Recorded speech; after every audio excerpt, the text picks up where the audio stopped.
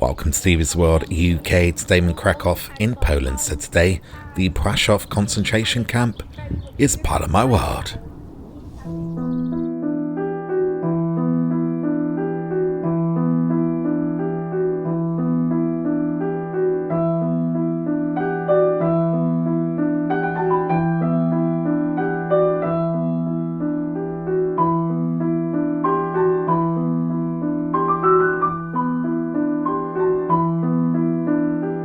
Plaszow was a Nazi concentration camp operated by the SS in Plaszow, a southern suburb of Krakow in the general governorate of Germany-occupied Poland.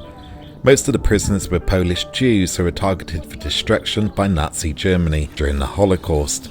Many prisoners died because of executions, forced labour and poor conditions in the camp. The camp was evacuated in January 1945, before the Red Army's liberation of the area on the 20th of January. Under Arnold Büscher, the camp's second commandant, prisoners did not experience any shootings or hangings. However, by 1943, the camp was notorious for its terrors. Armin Goeth, an SS commandant from Vienna, was the camp commandant at this point. He was sadistic in his treatment and killing of prisoners. Witnesses say he would never start his breakfast without shooting at least one person. Now I'm starting with his villa. This would have been his house for the duration of his time here, and as you can see it has been modernised, but this is what it looked like back in the day. Some witnesses testified that Armin Goeth used to shoot some of the prisoners from the balcony of his villa. This is questionable as this is quite a distance away from the main concentration camp. In reality, it is probably more likely that he shot them from the balcony of the Grey House, which we'll see later on. Whichever is correct, the fact remains that those crimes were truly horrific.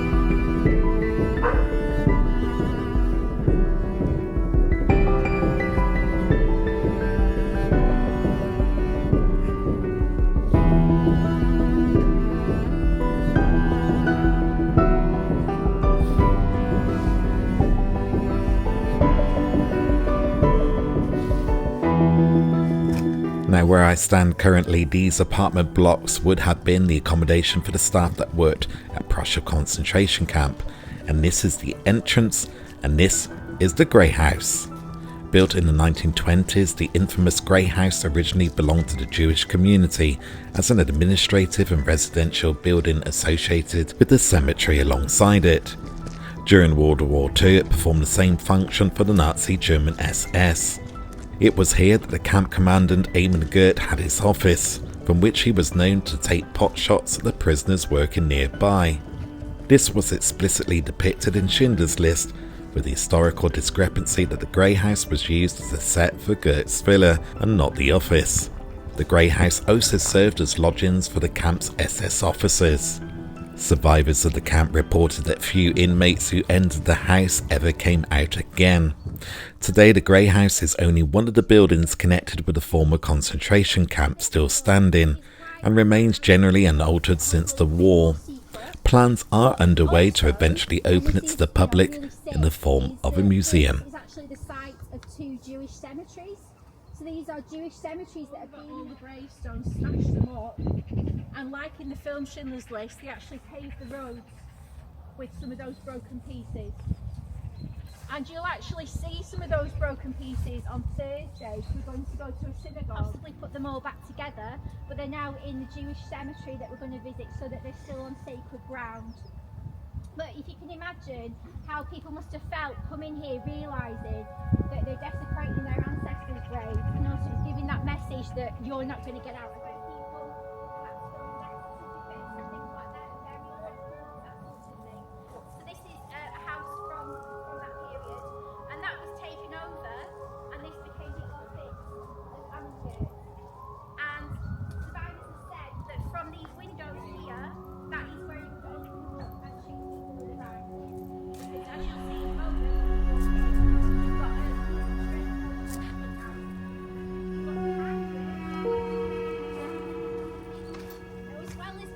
got this.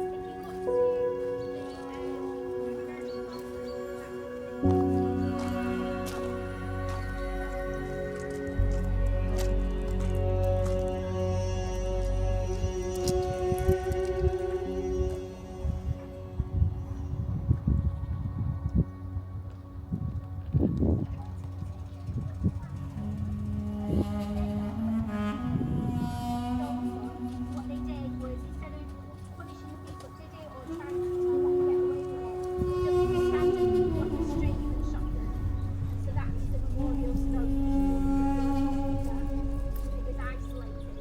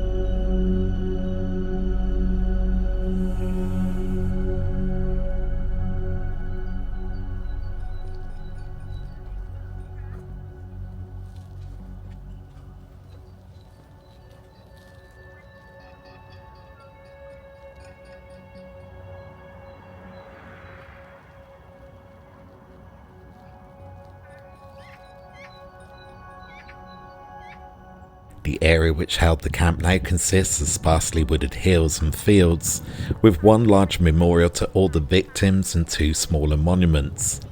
The Jewish cemetery where the Nazis removed all but one of the tombstones stands on the side of the hill at the eastern end of the camp, near the Grey House.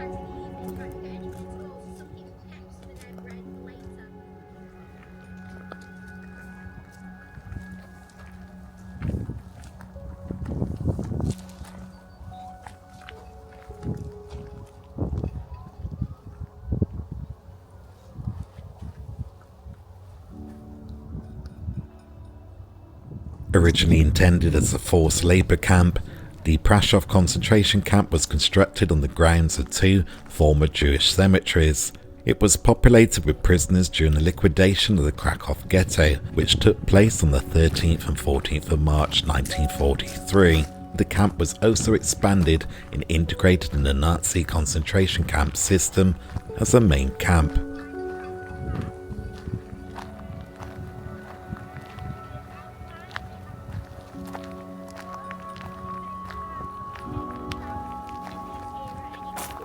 The Krakow Plaszow concentration camp was divided into multiple sections. There was a separate area for camp personnel, work facilities, male prisoners, female prisoners, and a further subdivision between Jews and non-Jews.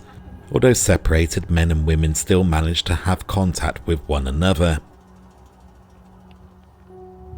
While the primary function of the camp was forced labour, the camp was also the site of mass murders of inmates as well as prisoners brought in from the outside. The main targets were the elderly and the sick. There were no gas chambers or crematoria, so mass murder was carried out by shootings.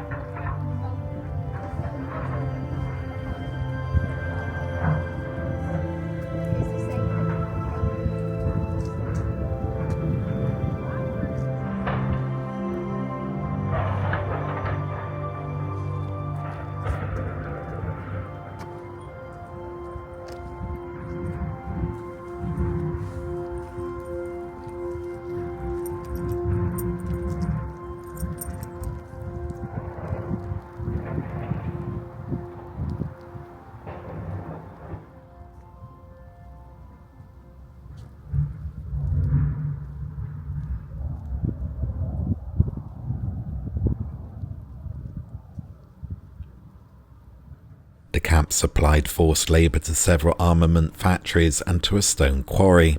Most of the prisoners were Polish Jews. There was also high numbers of women and children compared with other camps. A large degree of the Hungarian prisoners were women. The death rate in the camp was very high.